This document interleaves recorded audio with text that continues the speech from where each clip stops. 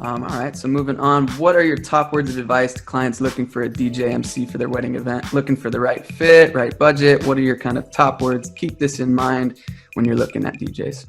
I'll do a shameless plug for my book. I wrote a book a few years ago called How to Hire a Killer Wedding DJ. Right. It's available on Amazon now, but it's also a free PDF, so I'm happy to share it. And that was I kind of put everything in there for couples that aren't sure.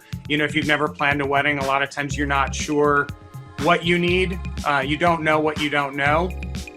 And also, we have to remember that it's overwhelming for couples. They're looking for, on average, 12 different vendors, and they're told to start with 5 to 7 in every vendor category and narrow down to 3. In a perfect world, that's what my first recommendation is. You start a little broad, narrow down to 3, then reach out and schedule interviews or phone, now probably Zoom, but we always ideally like to sit down and take a couple to coffee and have a chat.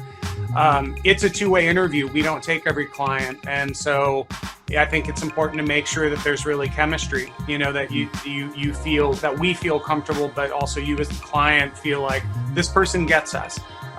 So that's the first thing, is doing your diligence and narrowing down to a few solid options. If budget is an issue, maybe finding a low, middle, high price point of, 3 different DJs, and then through conversations and seeing if they have mixes and checking online reviews, or seeing who they've worked with. That's a good question. What vendors or venues do you traditionally work with? Because that can be the mark of a professional versus someone who doesn't have a list at all. And then ultimately, it comes a bit down to your instinct and your gut feeling about who feels like a good match for you. One game I love to play, if we have a couple or a client that's very particular about music, we'll play the match game where I'll say, send me 5 or 10 artists or songs, and I'll email you back with 5 or 10 more that I think you'd be into.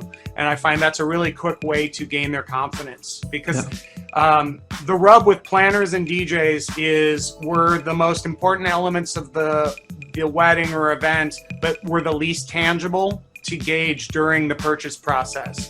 So it can be really difficult. And that's often why, I have the angel of Alan Berg sitting on my shoulder. He's like, that's why first question people have is, how much are you, or what do you cost? Because they don't know what else to ask. So I think finding a DJ that will take the time, sit down with you and chat and kind of walk you through what you should be asking and prompt those things for you is the best way to go.